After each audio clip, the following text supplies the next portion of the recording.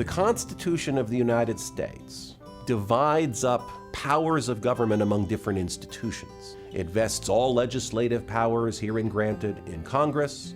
It vests the executive power in the president and through the president in subordinates within administrative agencies. And it vests the judicial power of the United States in federal courts.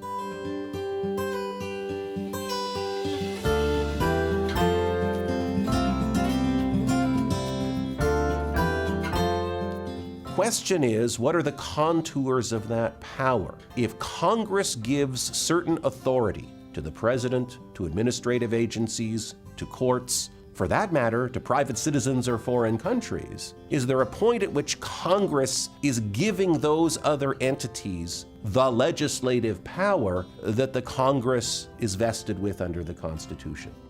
That question we lump under the heading of the non-delegation doctrine. Some of us think it should be called the non-sub-delegation doctrine, because everything in the Constitution is a delegation of power from we the people to different institutions. The question is whether the institution of Congress is permitted to sub-delegate some portion of the power that it's been given, its legislative powers, to some other body. So the real question under the non-delegation or non-sub-delegation doctrine is, when would an exercise of power by an executive agent, say an administrative agency, cross over from being executive power and become legislative power instead? Suppose Congress created an agency, let's call it the Goodness and Niceness Commission, and said to the agency, we want you to promote goodness and niceness in all matters involving interstate commerce.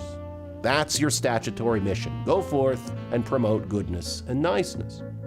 Now, if the agency went ahead and promulgated rules that it said were aimed at promoting goodness and niceness, would the agency be exercising executive power because it would be carrying out the precise wishes of Congress? Or would that give the agency such a kind and such a quality of discretion that it's no longer really what the Constitution means by executive power?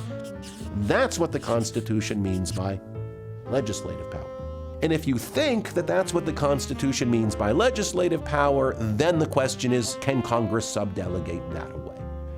I think the answer to that question is no.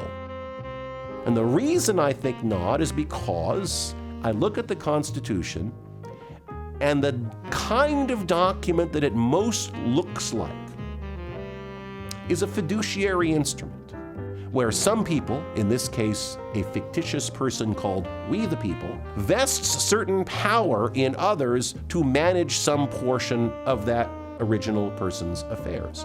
And among that entire family of instruments, and they ranged from corporate charters to powers of attorney to guardianship instruments, lots and lots of documents in that era. The one thing they all had in common was a baseline presumption that when you vest those kinds of powers in an agent, in a fiduciary, someone to manage your affairs, they're supposed to do it themselves. That's why you pick them and not somebody else. And if you mean for them to sub-delegate that authority, you will say so in the instrument. It just doesn't make a lot of sense that you would construct an instrument that carefully identifies who's going to be exercising these powers, but if they really don't want to do it, they can give it to somebody else.